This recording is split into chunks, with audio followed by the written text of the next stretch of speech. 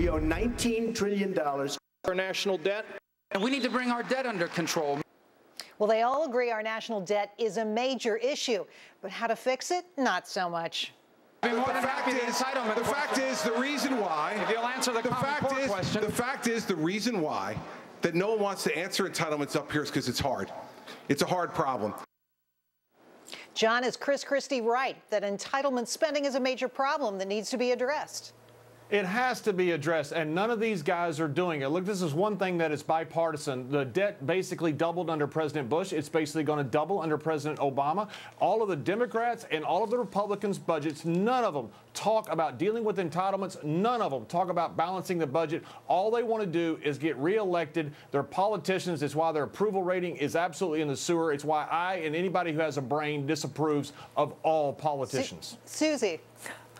Yeah, I agree with John in that entitlements have to be dealt with. It is a huge looming problem. It will come home to us. But I disagree that they don't want to deal with it. I think that actually if you asked any of these Republican candidates, they would take it on. But you know why they don't? Because people are talking about ISIS, and they're talking about jobs, and they're talking about gun control, and they're talking about the burning issues that keep on coming up again and again. And for millennials, the national debt, that's been the background music of their entire lives. And they just keep on hearing it, and they just sort of waft it away. But of course, it must be dealt with. Jonas. It was completely embarrassing how they dodged even discussing ideas. They have plenty of time. There's been plenty of debates. They're no better than Obama on this issue. There has to be a conversation. There's only a handful of things that can be done. We could get more people paying in. We could have higher taxes. We could have reduced benefits. We could have systems where they restrict how much health care you use and give you incentives to be healthy. These things have to come up because this deficit growth will not go away without getting specific and having ideas.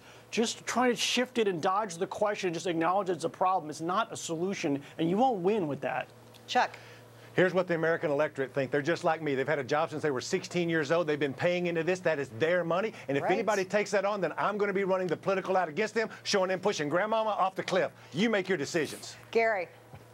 Well, Jerry, when they write the history of the United States, it won't be asteroids that did us in, climate change, Iran, Obama, it'll be entitlements. Two facts. Social Security Trust Fund goes bankrupt in 2034. Medicare Trust Fund is exhausted in 2030.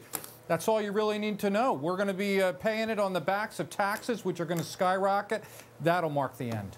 Don't know if I like your odds on 6th Avenue, but I appreciate the honesty. Thanks, guys. And thanks to Susan.